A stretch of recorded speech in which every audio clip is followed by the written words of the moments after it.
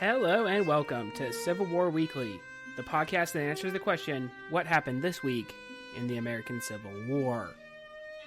I'm your host, Tim Patrick, and this is episode 177, August 5th to August 11th, 1864.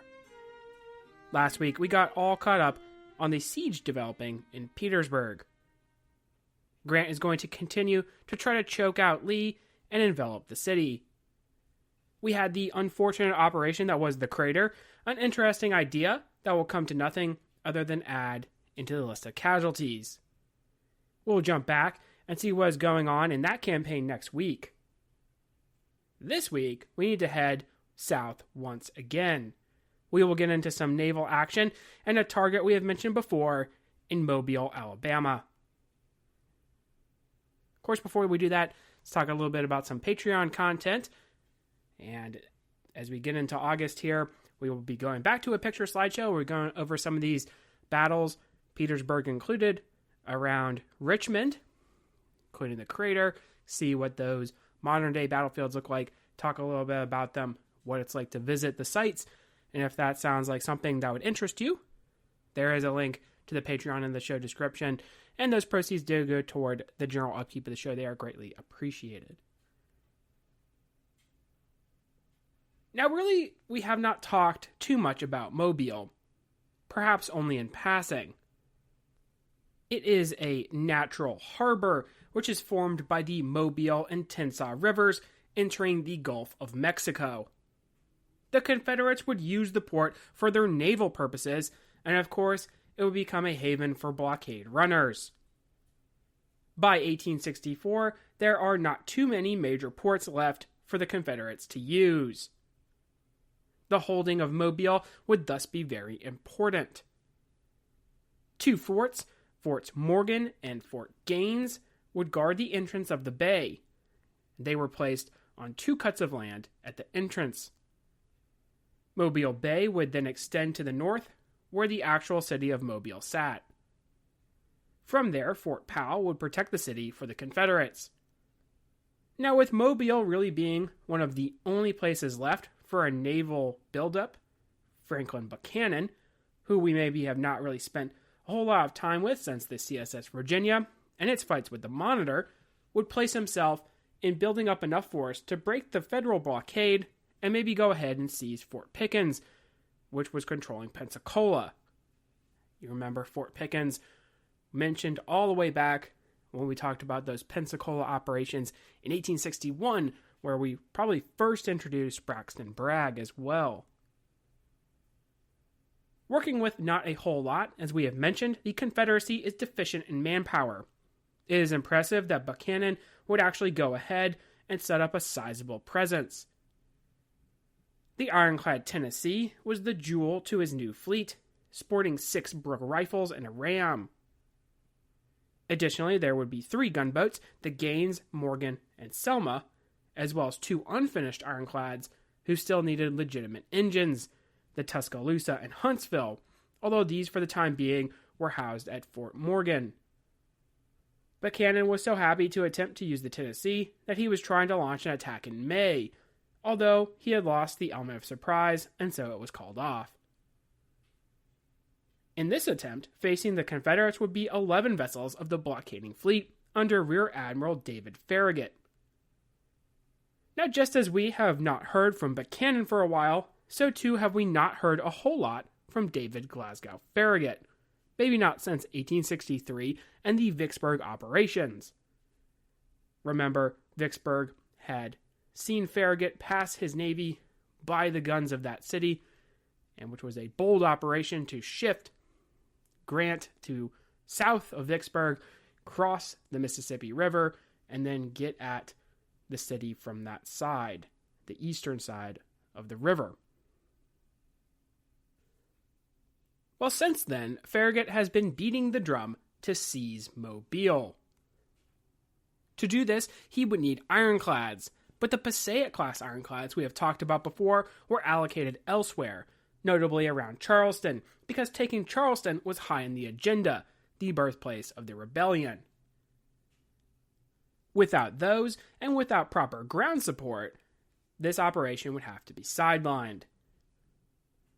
On top of that, he would need to refit ships under his command. With the ascension of Ulysses Grant into Army command, a new emphasis will be placed on Mobile. This would not be an easy task, though. Richard Page commanded the lower forts of Mobile and had not only guns, but also torpedoes that would dissuade any attempt by the U.S. Navy to enter the harbor. Farragut had lobbed some shells at the forts in February, and so work had been undertaken to improve the defense of the city.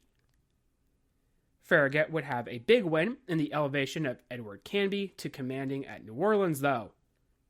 Butler and Banks had not been too helpful toward the goal of capturing Mobile, but Canby was ready to give a core to the effort.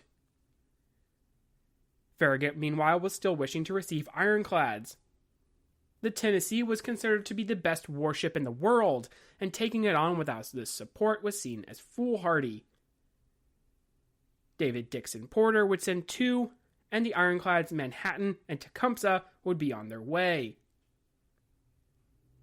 Remember, too, that we had some of these operations in terms of trying to seize Charleston, and those have not worked out for the U.S. Navy, so they're still stymied there, and they're able to allocate resources elsewhere. An initial attack plan would be unfurled to land the infantry at several points. If they were to bypass the town of Mobile itself, they could take the forts on the spits of land, and then the harbor could be opened. The operations we mentioned in Mississippi will go toward accomplishing this goal and keeping any help away from the garrison commanded by Maury. However, the plan will be called off because Grant was seeking reinforcements in early July.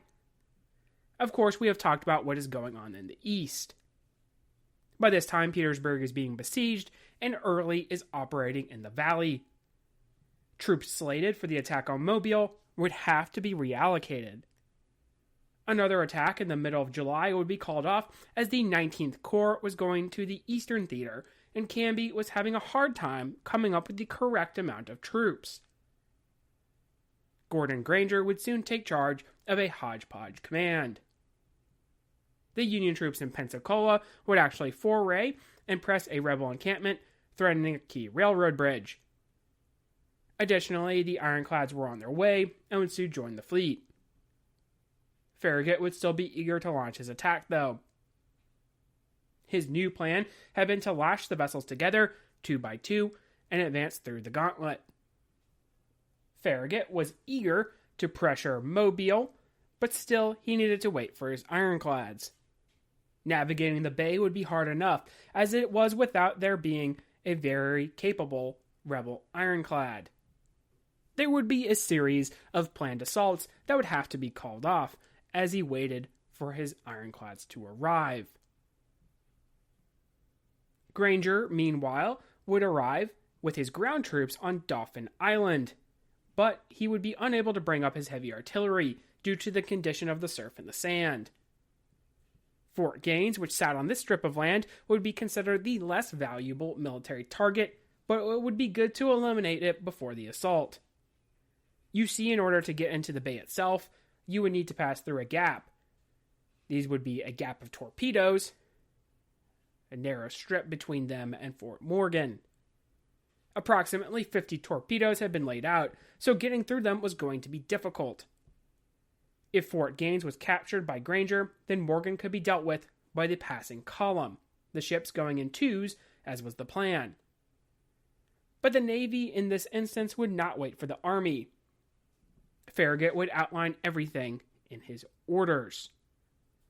I desire that as soon as a signal is made from this vessel in the morning, or if a signal cannot be seen, you perceive any movement which shows that the fleet is about moving. You will get underway and proceed toward the fort, endeavoring to keep at about a mile distant until we are coming up and begin to fire, when you can move nearer, so as to make it certain that when abreast of the fort, you have our ironclads, as an offset to those which otherwise might run us down. The service that I took from the ironclads is, first, to neutralize, as much as possible, the fire of the guns, which rake our approach. Next, to look out for the enemy's ironclads, when we are abreast of the fort, and lastly, to occupy the attention of those batteries which would rake us while running up the bay. After the wooden vessels have passed the fort, the Winnebago and Chickasaw will follow them. The commanding officer of the Tecumseh and Manhattan will endeavor to destroy the Tennessee, exercising their own judgment as to the time they shall remain behind for that purpose. So we have a pretty good idea of what the plan of action is going to be. Obviously, the ironclads are going to lead the way. They're going to try to neutralize any guns at Fort Morgan. That's going to allow the fleet to pass through this little gap in the torpedoes.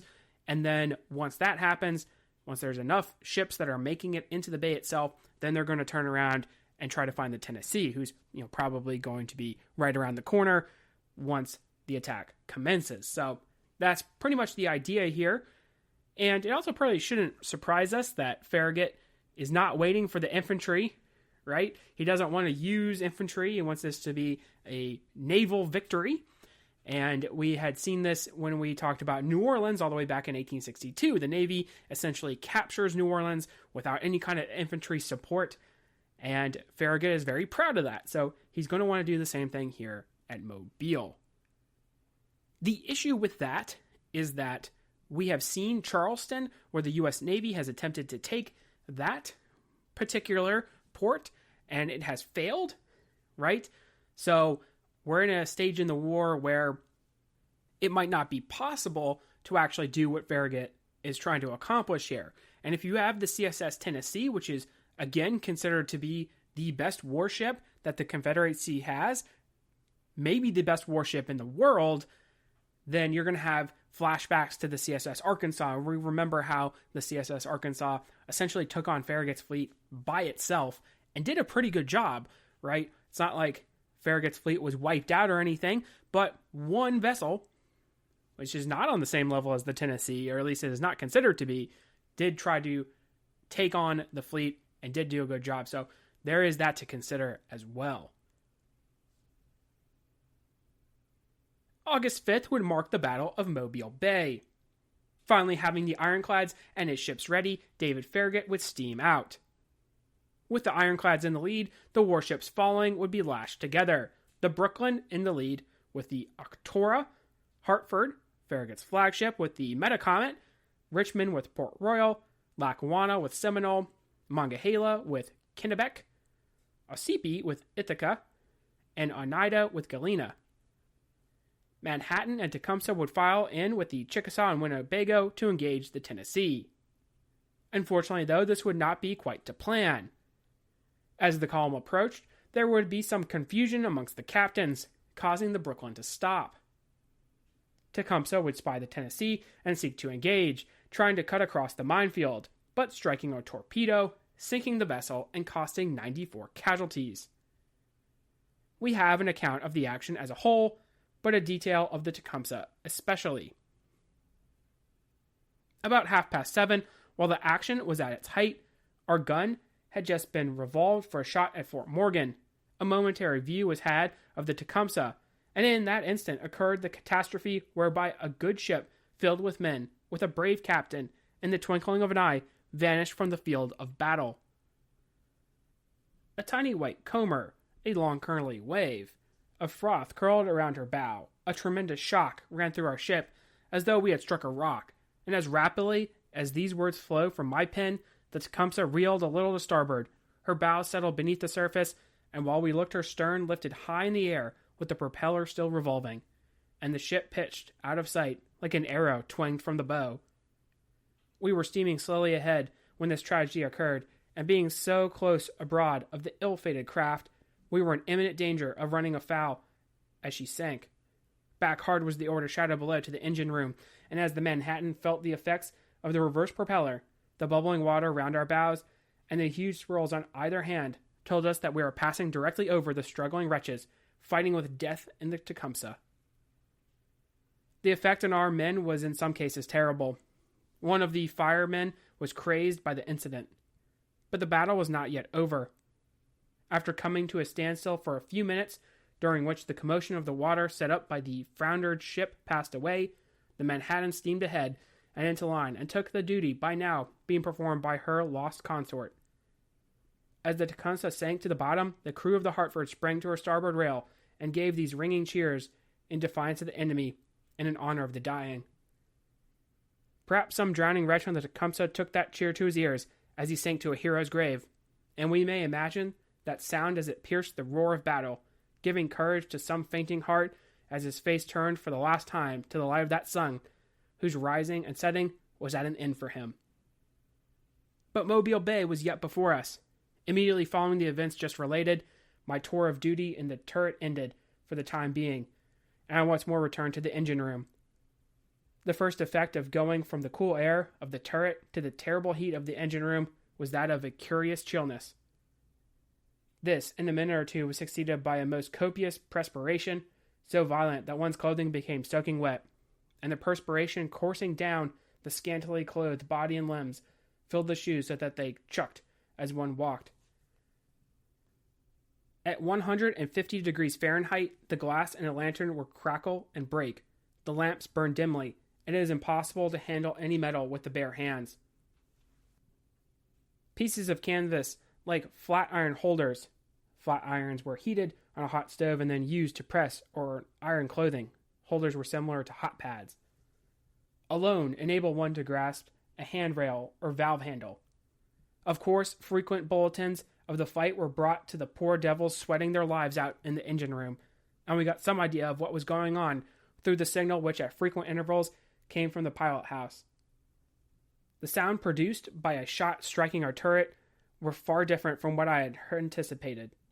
The scream of the shot would arrive at about the same time with the projectile, from a severe thud, and then the air would be filled with that particular shrill singing sound of violent broken glass, or perhaps more like the noise made by flinging a nail violently through the air. The shock of discharge of our own guns was especially hard on the ears of those in the turret, and it seemed at times as though the tympanums must give away. At about 8 o'clock, the fire on our port hand began to slacken, and the word was passed below that the wooden fleet had entered the bay and that the fight was over. So we have a pretty good idea from the combat here, at least. In the early part, we have the Tecumseh going down, and then we also have a pretty vivid description of the aftermath with the sailors on the Tecumseh, some of which were drowned in the bay, of course. And then we also have a pretty good idea of what it's like to be in the engine room on one of these vessels, one of these monitors, right? It's mentioned how in the turret, every time you're taking on fire, that's deafening to the eardrums. And obviously, if you're in the engine room, you don't really know what's going on. It's really hot in there. You get a pretty good idea from this account of what it's like down there. With the monitors engaging the fort and the column moving with the current, Farragut had a decision. Smoke had built up and had caused him to have to climb into the rigging of the Hartford to observe the action. Intelligence had been received that the mines might be faulty and waterlogged, thus making them not detonate. He would make the decision to bypass the front ships and move through. Famously, he would call out, "Damn the torpedoes! 4 bells, Captain Drayton. Go ahead, Jewett, full speed." The column would thus make it to the bay intact. The supporting gunboats scattered away from the Tennessee. Casualties at Fort Morgan were light, but they would be engaged by the ironclads. The fort would be able to return fire effectively. In the account we just read, actually, the fire that they are receiving is going to be from Fort Morgan, and it is going to be fairly effective. They're going to be finding their targets. We can also see from Farragut here making this decision that it's kind of one of the flaws in his plan, in that if something goes wrong, like one of the ships sinks, then that's kind of throwing the entire line into confusion, right? Mentioned how in the quote, how one of the captains is going to reverse the vessel, right? And that's not going to be good for your ships as you're going into the bay. Farragut has his famous line, and that actually gets shortened in the post-war narratives into "Damn the torpedoes, full speed ahead." It's one of those things that you maybe have heard before, right? And that's where this comes from, David Farragut, during the Battle of Mobile Bay. The Tennessee would meanwhile be desperate to try to score a hit with its ram on one of the Union ships. The problem was that the wooden vessel was moving too fast to catch. The Monongahela would be a target, but with reinforced hull would escape Buchanan's strike. There would be some slight skirmishing, but the Tennessee would have to disengage without catching anything. A pause would then come over the bay. Farragut was inside and had anchored his vessels. 2 of the Confederate gunboats had been disabled, one running aground and the other being taken by boarding party. The Selma would be chased down by the Metacomet and forced to surrender, which would eliminate the supporting vessels. The Tennessee, though, was more than willing to take all comers. Buchanan would steam out and engage the Union fleet. Several vessels would take turns trying to ram her, including the Monongahela, which would be disabled by the strike. Lackawanna would have a better go of it, and the Hartford too would land a strike on the formidable Confederate vessel. The ironclad would be taking on water and taking casualties as well. Buchanan would be wounded during the action, passing on command, and actually having his leg amputated as a result. The report of the Tennessee would be written by Commander Johnson. And we have it here. Sir, I have the honor to submit the following report of the circumstances under which the CS Ram Tennessee, recently under my command as your flagship, was surrendered to the United States fleet commanded by Rear Admiral Farragut in Mobile Bay. At 6 a.m. on the 5th instant, the enemy's fleet, consisting of 4 ironclad monitors and 14 wooden vessels, were discovered to be standing up the channel into the bay, the former in a single line nearest to Fort Morgan, and the latter in a double line, each 2 vessels being lashed together. When they had approached sufficiently near to draw the fire from Fort Morgan, signal was made to follow your motions, and the Tennessee was moved down the middle of the channel, just inside the line of torpedoes stretching across it, from which she immediately opened her battery upon the advancing fleet. Every effort was made at the same time to ram each of the leading vessels as they entered the bay, but their superior speed enabled them to avoid the mode of attack. The first, with the Admiral's flag, passing ahead all the remainder astern, before the ship could be turned to encounter them. As she followed the fleet into the bay, the leading monitor, the Tecumseh, was discovered to be sinking, and in a few seconds she disappeared, taking down nearly all on board, consisting, as learned, of 120 souls. The Tennessee's battery was used to the greatest advantage, as long as the fleet were within range, and when they reached a point about 4 miles from Fort Morgan, and were in the act of anchoring, she steamed alone toward them, the other vessels of the squadron having been dispersed, and attacked them as soon as she was near enough to render her fire effective.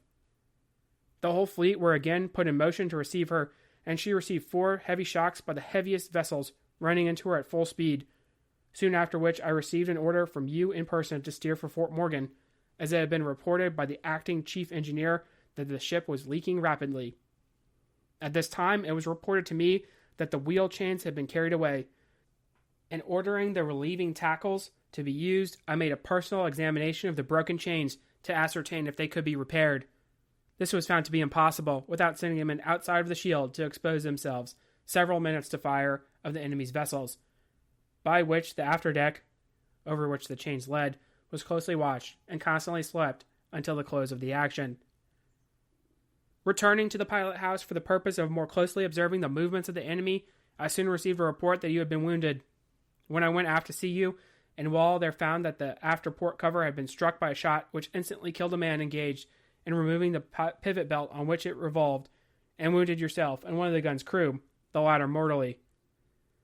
I then learned the 2 quarter ports out of which the gun was intended to be used had also been jammed by the fire of the enemy to render it impracticable to remove them, and the relieving tackles had been shot away, and the tiller unshipped from the rudderhead. The smoke pipe, having been completely riddled by shot, was knocked down, close to the top of the shield, by the concussion of the vessels running into the ship.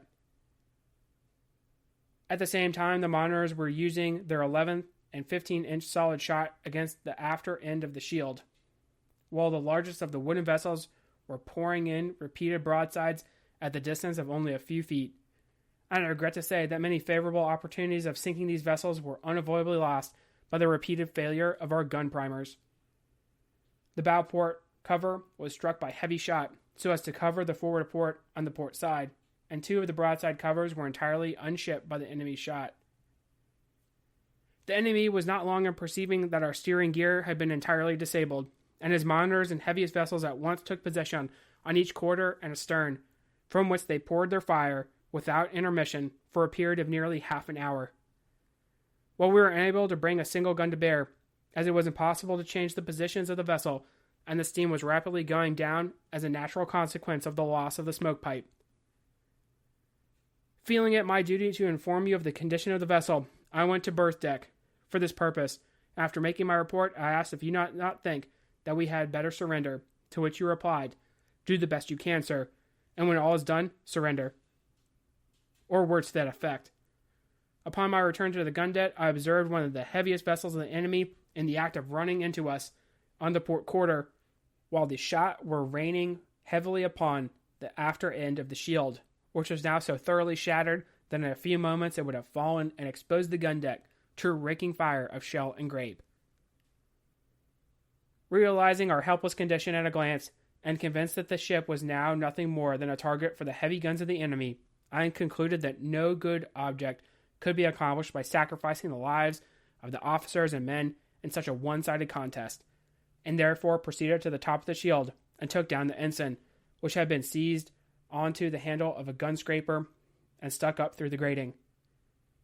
While in the act, several shots passed close to me, and when I went below to order the engines to be stopped, the firing of the enemy was continued.